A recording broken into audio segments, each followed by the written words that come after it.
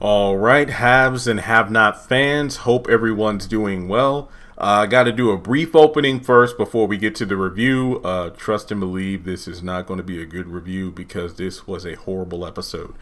So if you follow me on Twitter, you know last night I tweeted I had a long-ass day yesterday.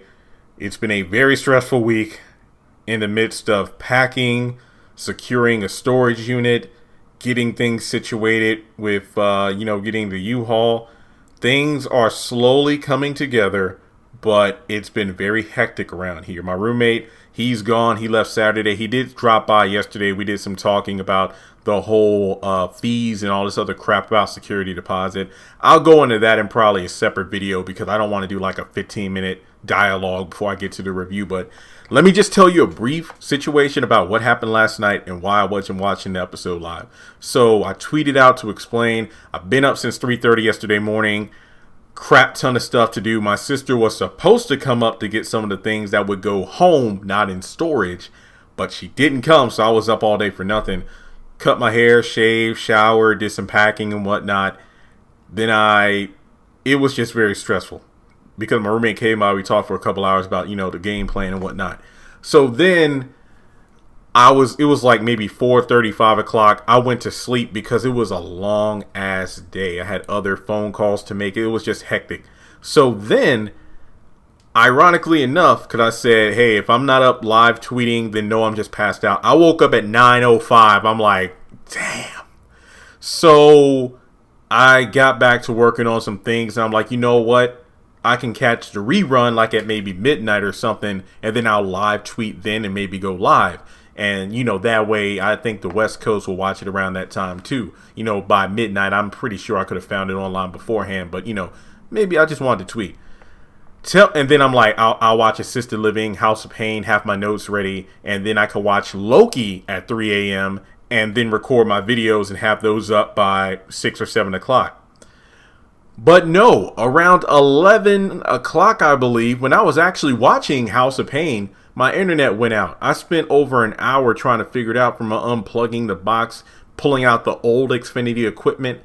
And the thing is, due to Wi-Fi, nothing worked. My phone, iPod, TV, computer. So I couldn't get the Xfinity number. I called my sister, who finally helped me out by phone. She woke up and gave me the Xfinity number.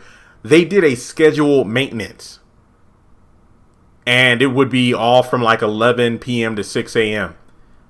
I'm terminating my account in 3 days. Why are you doing this stupid thing? So I went back to bed frustrated. I woke up this morning around 5:30. My internet wasn't on until like 7-ish. My sister came up a couple hours ago, took pretty much almost everything I need to bring home back to my folks' house. And then, so I finally was able to sit down and watch House of HAHN, Assisted Living, and the Haves and the Have-Nots. Finally. I got all my notes for all 3 shows. I got all my notes for all 3 previews for next week. When I tell you I'm so glad I slept through this episode, this was horrible. Okay. 2 out of 10. 2 out of 10. When I tell you maybe that was God's protection, because I'm glad I did not watch it live. I am glad I wasn't live tweeting. And trust and believe I'm glad I wasn't able to do a live stream after the episode, because I would have nothing good to say. Maybe 1 or 2 things, but nothing good to say. All right, so this is Season 9, Episode 3, Black Panther. And let me say this was a disgrace to the name Black Panther. All right, 2 out of 10. Before moving forward, please take a moment to hit like, hit subscribe, click the bell icon and select all. That way you don't miss out whenever I post content to the channel. And follow me on social media. Links are in the description below. Like I said, I apologize I wasn't able to get this video out sooner. I mean, I wanted to do it super early, but again, my sister came up. I had to, load the car, her car with stuff. And then on top of that, 2.5 to 3 hours, they were cutting grass outside. So even after I had finished watching all the shows and taking the notes, I couldn't record due to the loud noise. So let's jump into this review. I'm going to try to keep this to maybe less than 20 minutes because this was just awful. My game plan is, instead of doing a sister's live stream tonight. I'll probably just wait until Thursday and then do a live stream where I talk about all the shows together because I'm crazy busy on this end with packing. All right, so why the hell did we have yet another episode with damn near over half the screen time devoted to Jeffrey and Madison? Again, not only that, the first 5 minutes was basically a PSA on HIV and the importance of safe sex. Okay, so Jeffrey walks up to Madison after coming up from the morgue with Justin, where Justin was and Tanner and Pearl was, and he pretty much is stumbling over his words about the fact that he could be, Justin was HIV positive, and maybe Jeffrey transmitted it to Madison, but Madison doesn't believe it due to the fact that look where you got the information from. Not to mention Jeffrey went on about this whole gift thing that apparently Justin left for him, and again Madison dismisses it. And apparently, Jeffrey and Justin, well, I'm not surprised by this at all. Sometimes they used condoms, other times they didn't. And of course, Madison is like, Jeffrey, are you real? Like, for real? Like, all the times, he's messed around with cops in the back of it. I mean, he's messed around with other guys in the back of his car and whatnot, and you recklessly didn't have condoms all the time. It's like, well, yeah, they're not 100%, protection proof. I mean, they basically don't protect you 100% from diseases, but yeah, it's like a seatbelt doesn't always save your life. Well, okay, I don't want to sound ignorant. I always wear my seatbelt. Basically, seatbelts will protect you, but it's not 100% guarantee that seatbelts will save you from any incident on the road. Yeah, there we go. That's a better way of wording that. But it's better to take that chance of protection as opposed to drive recklessly, or in this case, have sex recklessly. So, thankfully, Madison's chill about this. I will say this was one of the better Madison scenes because of the fact of how chill he was instead of being thirsty. Oh, trust me, we'll get to an individual who was overly thirsty in this episode. Technically, there are two of them, but still. Madison and Jeffrey used condoms every time they had sex, and then Madison's like, well, yeah, but I also take specific medication to prevent HIV.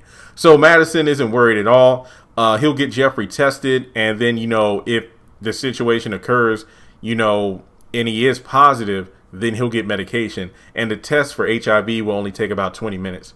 So basically, Madison is, again, doing the PSA about safe sex and HIV, but on top of that, it's the security of, even if you are HIV positive, that doesn't mean you aren't able to live a normal, sustainable life. So I did like the message in that, but at the same time, I just don't like these two characters on screen for that long. All right, so after the first 5 minutes are wasted on that, Benny and Candace arrive at a dump motel, and look, I get it. Trust and believe, I get penny pinching and, not blowing money just because you have it. But I was with Candace the whole time. It's like, you better hope nobody in the ghetto steals your truck. I wish they would. And it's like, Benny, this ain't, you and Hannah aren't at your old house anymore. This ain't like back in season 1 where you were living in the ghetto and all. You got money. You got that nice ass truck. You could at least go somewhere decent, because I loved, it was sad when this was brought up, but, they arrive at the motel until his house is ready. I think that Benny said the motel stay was maybe like, $600 or so for the entire weekend. And Candace like, well, yeah, the other hotel, it was $400 a night, but it was still nice. And then, Benny's like, hey, stay with me. It's like, no, I need to get up out of here. Why? This just, you too good to be in the, ghetto now? What, you got that money and everything? It reminds her of Q, and I'm like, that's a very good point, because that's where Candace, Hannah and Benny were staying after, Quincy burnt down the house and everything in a rundown motel. So this definitely gave her anxiety about, how Quincy died in a motel just like that. So I'm like, that was good continuity, because it just shows you that his murder still haunts her. But she's like, yeah, I just got to move forward, but it still stings. So, Benny talks about the date he has later with Rihanna and the fact that, they're like, hey, you can't go dressed like that. You need to get a suit. And she's like, yeah, my girl Joanna, she'll hook you up. So, they have a nice conversation about how Candace is like happy that, he's happy about someone. It's not about smashing, but finding a good girl, that will, have his heart. And then Benny's like, well, you sound like mine. So it's like, yeah, I guess I do. So again, it is nice to see this more genuine Candace, but at the same time, it's just highly inconsistent with her character so far. I get it, people can change and all, but don't try to make her this cute, likable, decent person, even though we've known her for years as, well, trash.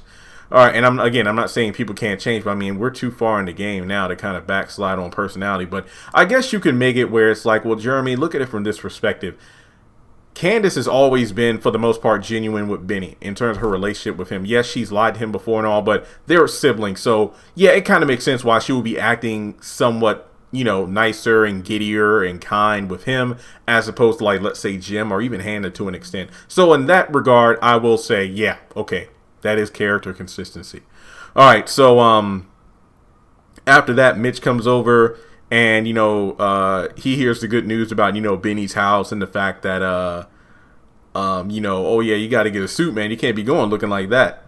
So Benny says that, okay, I'm going out, but Mitch is like, well, dang, I thought we were going to dinner. So, hey, Candace, you want to go get food? And Benny's like, no, y'all not going out. But he mentions the fact that, Mickey's store is a store where he'll get a hookup on a suit. And that's when Benny decides to go. And it's like, okay, well, y'all go to dinner, but Candace, you come back. So he leaves, and then Candace is like, hey, do you mind unzipping me? And then it's like, sure. So she can go in the restroom and change. So this reminds him of old times. And Candace's like, boy, you need to stop. So we go over to Benny getting fitted at the Mickey's. And let me say this. Benny was not a likable character in this episode until the very end. Let me just say this because I do not like how this... Look, as a guy who's never been the ladies' man, the muscular guy, the guy who's like very attractive to women, who can like, basically have women falling at his feet and whatnot. I don't know how these conversations. Let me put it this way. Growing up and even now, I'm not the kind of guy who could just walk up to a woman and talk to him the way Benny did, because like they say, it's like a quote unquote pretty or attractive privilege. Like the way that Benny can just talk to these women, basically soliciting sex for discounts. I'm like, I did not like Benny in this scene. So he gets fitted for an $1,800 suit. And, with the stitching and tailoring and whatnot, there wouldn't be any refunds. So it's not like a one and done where he could just take the suit out for a spin and then bring it back. It's like, sir, that's not how things work here. Well, I can give you like a 30% discount. It'll be, about $1,200 because all the suits in here are Italian. So he's basically just rude and sexist and whatnot. It's like, well, hell, for a suit this much, I better get like what, sex, cuddles, a turkey sandwich and whatnot. And she as somebody who worked in advertising and have been to plenty of suit stores like this before, I can attest that's how these retail people are. I mean, sure, they might try to price gouge and whatnot unless you do some shopping yourself. But personally, I've never been taken advantage of in a store like this because the people will hook you up to make you good. Because I'm like, Benny, it's like you can't go into these stores with the same attitude you would in the ghetto. It's like, no. So, he did make a couple of funny jokes about the prices, but the fact that this has become his character, and then the fact that you add on him being like a sexist asshole, it just makes the scene hard to even go through. So basically, she called him out for it. So at the end of the day, it's like, well, hey, you'll at least get my phone number, but you're not going to get sex with me. So basically, they'll probably hit it at one time, assuming he's not dead. So we go back to the damn hospital with Jeffrey again. Turns out he's negative for HIV, and he asks Madison if he can confirm if Justin's positive, but, he's not going to risk his job looking into that. So he wants to know if Tanner lied to him. It's like, why would he lie to me? So Madison goes on the computer to look it up about Justin's like medical history, his hospital visits, any kind of pill medication and whatnot. And he says it's confidential file. And I was a bit confused by this because Madison was playing mind games, just like Jeffrey was speculating if Tanner was playing mind games with him because of the fact that there was a lot of back and forth, and this scene didn't require it because I get Madison wanting to give Jeffrey a peace of mind, but Madison could have just easily said, no, he didn't have it. I looked it up, yada, yada, yada. So basically from there, he tells Jeffrey, hey, well, now we can talk about safe sex, some guidelines, HIV pills if it ever is something that you catch. So also don't deal with Tanner. And apparently he took the night off so he can be with Jeffrey because, he wanted to make sure he was okay. And I'm looking at the timer now, and this episode review might be more than 20 minutes. So sorry about that. I mean, if I didn't do the introduction, it wouldn't have been because, trust me, I'm burning through these notes.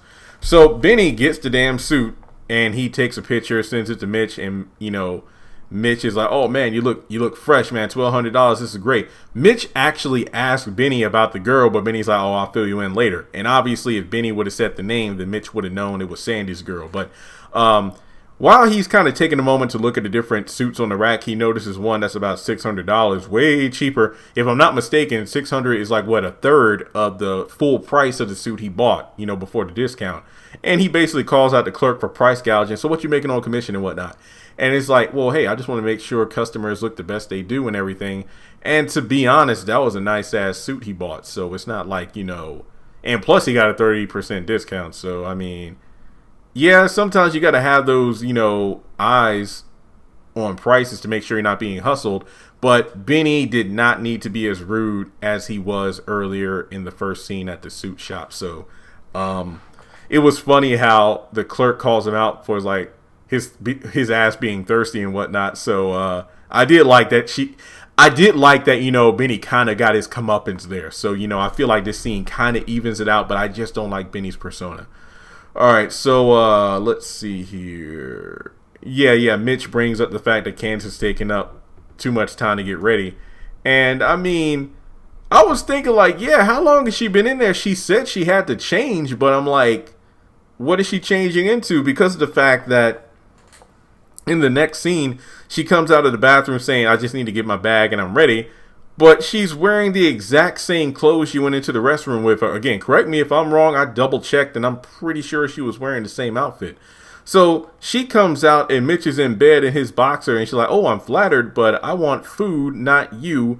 We do love each other, but we can't be together. So he's like, hey, come over and let's talk. And basically he's like, look, I've been worried about you with the whole, your son and the president and whatnot. And basically the fact that she brings up, well, yeah, I got 7 million reasons to smile, but let me talk about that. He basically goes over the fact that the Criers and the Malones have, an understanding and a union, so to speak. And basically he's saying, hey, if the other shoe drops and the Criers and Malones talk and realize certain things about what I may or may not have said, then the protection over Benny and maybe even you will be null and void. So after that, he gets dressed and they go out to dinner. So Madison and Jeffrey are in bed, and if I'm not mistaken, this is at David's house.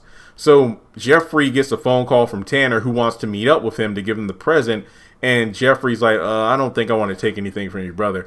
Like, what? Well, my brother died, and it's like, you don't want to accept his gift. This is the last thing. MF, you ain't going to guilt trip me when your crazy ass brother did everything he did to me, and he tried to take me with him? Fuck him. Sorry about that. I didn't mean to have that outburst, but I was just mad. And then this dude has the audacity to say, hey, the service is tomorrow night. Could you come to a service? I'm not sure your mother wants me to show up. Yeah, he would want you to come. It's tomorrow night. Wait, what? I'll bring the present. Look, I'll send you the address. I'll bring the present with me. And Madison is like, what's this about? It's Tanner. He wants to meet up and give him the gift. Because it's like, even Jeffrey was like, open it. It's like, no, it's for you to open. I'm like, this is some shady. This is just a setup. And I'm like, the fact that Jeffrey tells Madison, yeah, why would he do this? I'm curious. Jeffrey deserves to die. So Madison gets a phone call to go into work because of short staff. And he's like, well, hey, if you had a job, you wouldn't miss me so much. Who says I miss you? Well, hey, just so you know, the hospital has a lot of job openings. So Jeffrey says he'll think about it. So thankfully, we probably got his ass going to work. Maybe, if he survives, that is. So Madison comes in. This was actually a good scene when he's talking with Trudy. I'm like, I like scenes like this. We get different character interactions. It's funny as opposed to repetitive when it's like Madison and Jeffrey or Jeffrey and Justin and so on and so forth. So she warns him about, oh yeah, we're short-staffed, but make sure you watch out for Wyatt Cryer. He goes into the room. He's not going to give him any pain pills. Wyatt tries flirting. It doesn't work. He gets the hell out of there. And, I'm Wyatt Cryer, bitch. So Trudy jokes to him about the whole situation with Wyatt. Apparently she's been getting some from Dr. Washington. And again, this was a funny scene. It was short, it was comical, a different character dynamic, even though I do miss the other nurse. Well, the actress who portrayed that nurse from the previous seasons with Madison at the desk, the same actress that portrayed Yuma on the Oval. I forgot her name, but I did like her character too. So we go over to Powell's Steakhouse, and this is the final scene. Look, I've never been to a steakhouse before, aside from like, let's say, Texas Steakhouse or Roadhouse in Lynchburg years ago. But I don't remember it being like a dressy location. I feel like, why would you get spruced up for a steakhouse date? Again, it's my ignorance because I've never been to a place like that. Not to mention Texas Roadhouse, I went in college, so obviously in Lynchburg, with a lot of colleges around, there's more so college kids and people getting dressed up for a steakhouse dinner. It's just an observation. So basically, Rihanna and Benny sit down. He signs the papers. And she's like, you know what? I don't want to have like a full-on dinner or date with you because I can just tell you bad news. And, you know, they kind of she kind of makes a joke like, let's leave here and have sex. And Benny's like, wait, you're serious? Like, nah. It's like, no, I know you want it. No, it's like, not sex. I mean, we can cuddle with each other, but I ain't going to let you take advantage of my body.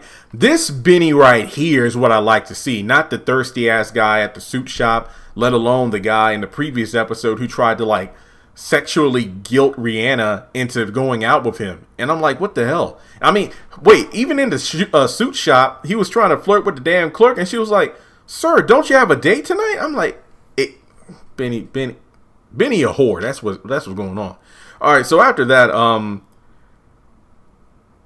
they skip basically to the outside, basically to show, okay, they had their dinner, it was good. And, you know, it's like, yeah, I just got out of a toxic relationship. And then Sandy shows up, and I don't even need to go into, you know how Sandy is. He's rude, demeaning, calling Benny black, calling him kid and everything. And it's like, he brings up the fact that, yeah, this bitch killed my baby. Yeah, basically the abortion that she had and everything. And Benny's like, he's not leaving the table because even though this was a date, but not a date, but then business, Sandy's like, leave. Rihanna's like, please go. Or wait, is he hurting you? And then he gets up, takes the bottle. I know he makes the Black Panther reference, and if you follow me on social media, then you would have seen the video I made. And he gets up and smashed his head with the bottle, and that's the end of the episode. Ladies and gentlemen, this was awful. The only scenes I liked were at the very end with the steakhouse. I did like the Trudy and Madison scene, and I even liked to an extent the scene between Candace and Mitch. But overall, this was a very bad episode. And yeah, I'm glad I wasn't awake to watch it live because I would have been in a pissed off mood after that. But that's my thoughts on the episode. I mean, we were missing a whole lot of characters. This was mainly a Jeffrey Madison focused episode with a little sprinkle of Wyatt.